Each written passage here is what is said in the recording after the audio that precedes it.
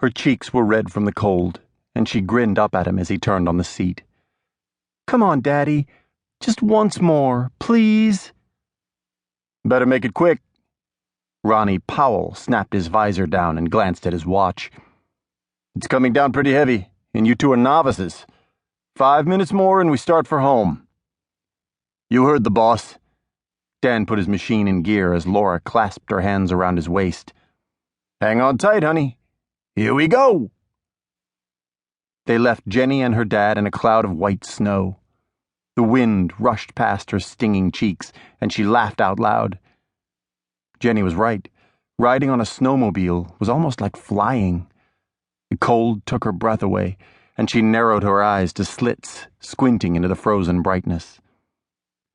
They were rounding the far corner of the trail now, between the tall pines, and she didn't ever want to go home. If only she had wings and could fly through the snow forever. She gave a delighted squeal as the machine made a sharp turn to the right, cutting across uncharted snow between the trails. They were taking a shortcut directly through the center of a deserted field. She could barely see now. The snow was swirling so fiercely. The wind tugged at her blue and white stocking cap and threatened to blow it off her head. "Oh!" Laura let go for an instant, pulling at her knitted hat with both hands. It was an early Christmas present from her mom, and she didn't want to lose it. "Hang on, Laura!" Dan turned for only an instant, but that was enough. The heavy snowcat crashed headlong into an innocent mound of snow, covering an abandoned harrowing machine. "Daddy!" He sensed, rather than heard her cry. Somehow he managed to hang on to the snowmobile with one hand, but she was gone. Tipped out in a tumbling arc, propelled forward by the force of the crash.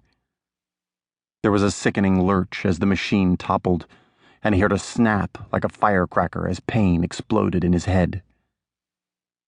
His last sight was of his small daughter's body caught fast, impaled on the old farm implement's sharp, rusty prongs. It seemed to take forever for the darkness to come, rolling over him in deep, compassionate waves. The wind picked up around 2:30 and blew the snow in rattling gusts past the kitchen window. Soon, ice crystals were pinging against the glass, and Marian peered out into the blinding swirls, listening for the car in the driveway. They should be on their way home by now.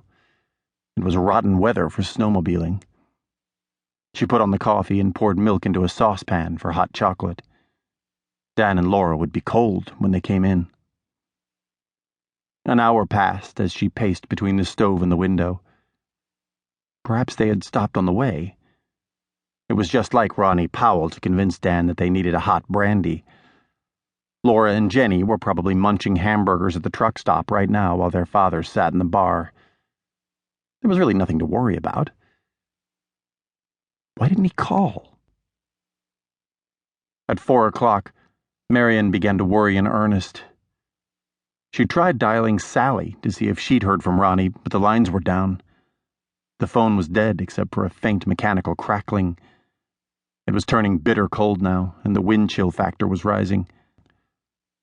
Marian wished that she'd given in and let Laura wear her new blue coat. It was warmer than the old parka. What if they were stuck out there in the middle of the frozen snow? Marian forced herself to calm down. Of course they were fine. She was just borrowing trouble. But the heavy curtain of snow outside the glass was an impenetrable barrier, and she couldn't help feeling that somewhere in that wall of icy white, her husband and daughter were in trouble.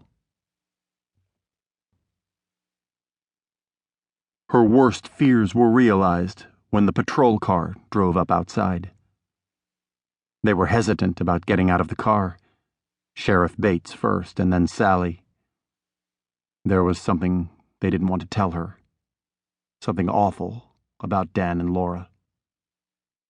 Marian threw open the door and stood waiting, alone and fearful in the numbing cold.